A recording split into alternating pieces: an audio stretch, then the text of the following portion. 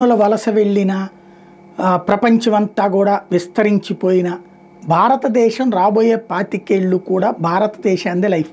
సరే ఈ తరం పిల్లల ఆలోచన ధోరణి కారణంగా 25 ఏళ్ల తర్వాత భారతదేశం కూడా కష్టపడే నష్టపోయే పరిస్థితి రావచ్చు. ఎందుకంటే పిల్లల్ని కనట్లేదు, పెళ్ళిళ్ళు చేసుకోకపోవడం వల్ల. కానీ ఏంజల్ 1 వాళ్ళ తాజా నివేదిక ప్రకారం మన దేశంలో చిన్న కుటుంబాల ధోరణి కారణంగా జనాభా పెరుగుదల కంటే ఇళ్ల సంఖ్యలో వృద్ధి ఎక్కువగా ఉంటుంది. ఇది అధిక వినియోగానికి కీలక చోదకంగా మారుతుంది.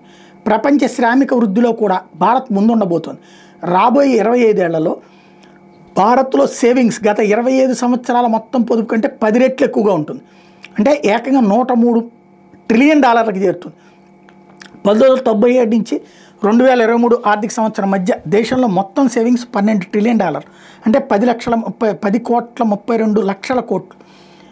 అలాగే 2047 నాటికి $103 ట్రిలియన్, అంటే 88,58 కోట్లు వినియోగం భారీ స్థాయిలో పెరిగేందుకు దోహదం చేస్తుంది. ఎప్పుడైతే పొదుపు చేసుకుంటారో డబ్బులు ఉంటాయి కాబట్టి ప్రపంచ వినియోగ రాజధానిగా భారత్ మారుతుంది. దేశంలో వచ్చే 25 ఏళ్లలో పొదుపు కూడా 10 రెట్లు పెరుగుతుంది అన్నటువంటిది లెక్క వేస్తున్నారు.